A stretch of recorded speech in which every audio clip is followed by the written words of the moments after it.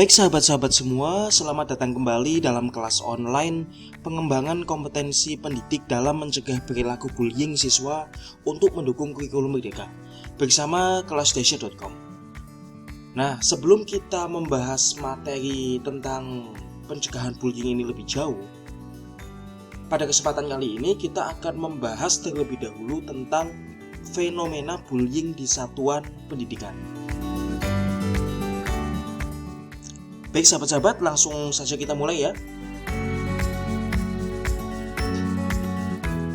Nah, di sini kita bahas dulu tentang pengertian bullying. Nah, intinya bullying atau perundungan itu merupakan sebuah perbuatan tidak menyenangkan yang dilakukan oleh pelaku kepada korban. Nah, pelaku bullying itu bisa jadi individu maupun kelompok.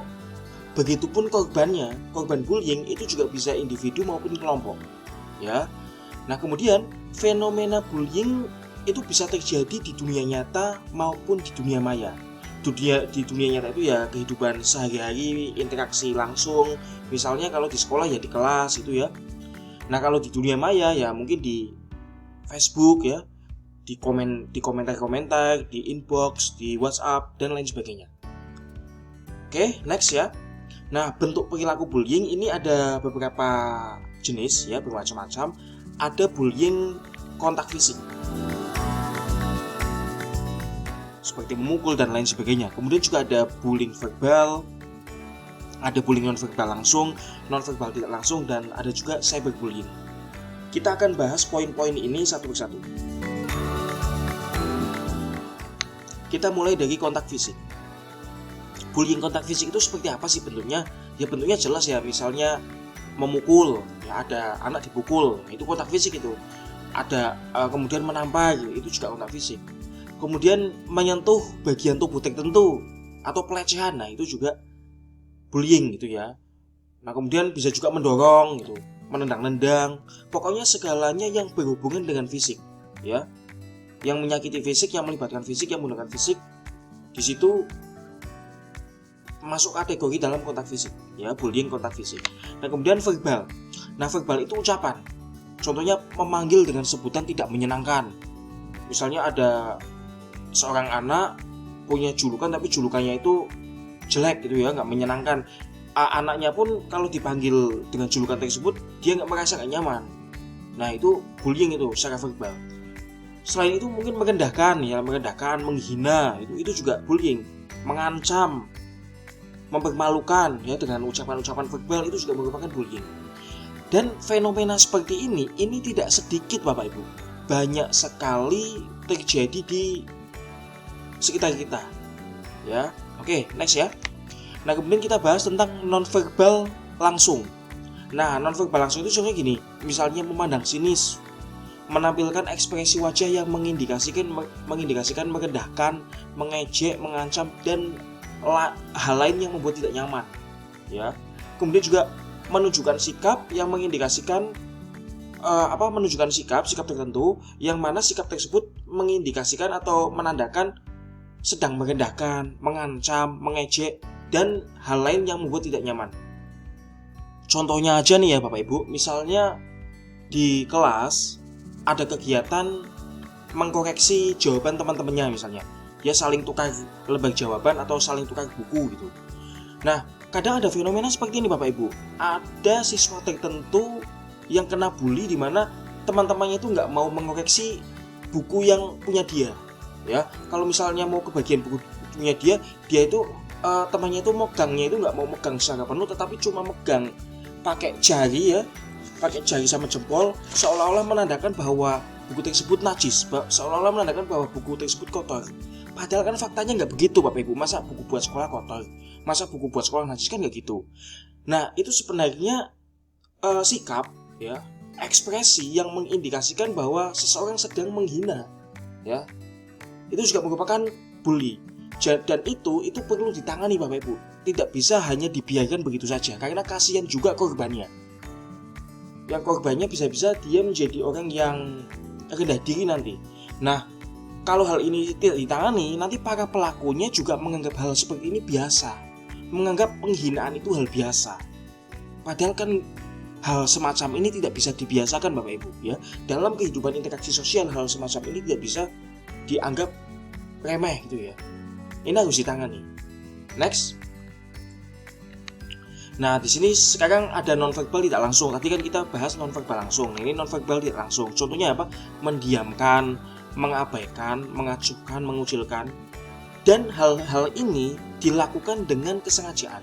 Misalnya ada anak ngajak ngomong temannya, kemudian teman-temannya nggak gubris, seolah-olah nggak ada yang ngomong, mengabaikan, mengacuhkan, tidak menjawab dan lain sebagainya. Dan hal tersebut dilakukan dengan sengaja, itu sudah merupakan bully nonverbal tidak langsung. Nah, sikap-sikap seperti ini perlu dikoreksi, perlu diperbaiki Bapak Ibu. Ya. Karena seperti yang Bapak Ibu tahu, faktor keberhasilan seseorang di dunia nyata setelah dia lulus sekolah itu faktor yang paling mempengaruhi adalah attitude, adalah sikap. Nah, kalau dari sejak zaman sekolah itu sikapnya sudah tidak baik, misalnya terbiasa mendiamkan, mengabaikan, kan ini indikasi-indikasi tidak menghargai. Nah, bagaimana mungkin dia nanti ketika terjun di dunia nyata, terjun di dunia kerja, kalau mempertahankan sikap-sikap ini ya bisa ya bakal diajukan temennya, bakal tidak disukai teman-temannya di dunia kerja gitu ya. Jadi pencegahan anti bullying ini untuk mencegah fenomena bullying ini atau setidaknya mengurangilah, ini juga perlu yang namanya pendidikan karakter Bapak Ibu ya. Jadi ini kan kalau mengajari peserta didik supaya bisa menghargai temannya ya, supaya bisa berinteraksi dengan baik, supaya bisa menghormati teman-temannya, itu kan juga merupakan bagian dari pendidikan karakter. Nah, ini penting juga. Jadi selain kita memberikan pelajaran-pelajaran yang sudah biasa kita ajarkan, kita juga perlu memberikan pendidikan karakter, penguatan karakter. Dan di kelas Dahsyat sudah pernah ada ya Bapak Ibu, kelas online pendidikan karakter dalam kurikulum Merdeka. Silakan bisa dicari di platform kelasdahsyat.com. Itu bisa diikuti secara gratis Bapak Ibu. Silakan kalau mau ikut ya. Oke, lanjut ya. Nah, cyberbullying, kita bahas cyberbullying. Jadi ini perilaku bullying melalui dunia maya. Dunia maya itu ya sosial media, Facebook, Twitter, Instagram, dan lain sebagainya. WhatsApp juga. Contohnya ini, mengomentari status dengan merendahkan, mengejek, mengancam, dan lain sebagainya. Gitu. Atau mencemarkan nama baik gitu. Mencemarkan nama baik di media sosial itu juga merupakan cyberbullying. Atau mengirim pesan chat yang berisi pesan tidak menyenangkan. Pesan tidak menyenangkan itu apa saja? Ya macam-macam, hinaan, ancaman, perendahan, dan lain sebagainya. Itu cyberbullying. Nah, kalau cyberbullying ini kita tidak mudah mengawasinya Bapak Ibu. Berbeda dengan fenomena bullying yang ada di lingkungan pendidikan, itu kita bisa melihatnya secara langsung. Kalau cyberbullying ya kita sebenarnya bisa kalau kita memiliki akses ke sosial media peserta didik kita. Tapi kan nggak semua sosial media peserta didik kita terhubung dengan kita gitu. Nah, kalau ini untuk pencegahannya ya ini perlu dikasih arahan, bimbingan, intinya pembekalan lah gitu ya, supaya peserta didik kita menghindari sikap-sikap seperti itu, menghindari karakter-karakter seperti itu. Oke. Nah, sekarang yang jadi pertanyaan, fenomena bullying di satuan pendidikan itu sebenarnya siapa yang menjadi pelaku dan siapa yang menjadi korban? Jawabannya sama, peserta didik, guru, staf atau petugas atau karyawan di satuan pendidikan. Semuanya berpotensi menjadi korban bully. Dan semuanya juga berpotensi menjadi pelaku bully. Ini sudah ada ya Bapak Ibu fenomenanya. Kita tidak dapat menutup mata, ini buka-bukaan saja, jujur saja ada kok. Ya, misalnya guru memperlakukan siswanya tidak baik. Ya mungkin kalau dalam rangka hukuman yang masih wajar dan hukuman yang masih mendidik itu nggak masalah gitu ya. Tetapi beberapa waktu lalu, mungkin Bapak Ibu yang biasa main FB atau main Instagram atau lihat-lihat TikTok itu kan ada fenomena itu. Peserta didik yang ditendang, tendangannya itu seperti kalau bahasa Jawa itu kayak gemes banget gitu. Kayak ingin betul-betul melampiaskan itu. Nah, itu kan bermasalah Bapak Ibu. Dan nanti kita akan bahas ini, nanti aspek psikologis pelaku bullying itu nanti akan kita bahas materinya ada. Kenapa seseorang bisa melakukan bullying itu ternyata ada aspek psikologisnya, ada aspek bawah sadarnya, nanti akan kita bahas. Begitu pula guru juga ada kok yang pernah jadi korban bully siswanya. Misalnya siswa memperlakukannya tidak sopan, ngerjain. Ada juga itu Bapak Ibu, mohon maaf. Ada wali murid ya, mungkin Bapak Ibu beberapa tahun lalu pernah mendengar sebuah berita di televisi ya, pernah nonton sebuah berita. Ada wali murid yang mendatangi guru masih ngajar di kelas, kemudian mukul atau gimana saya lupa.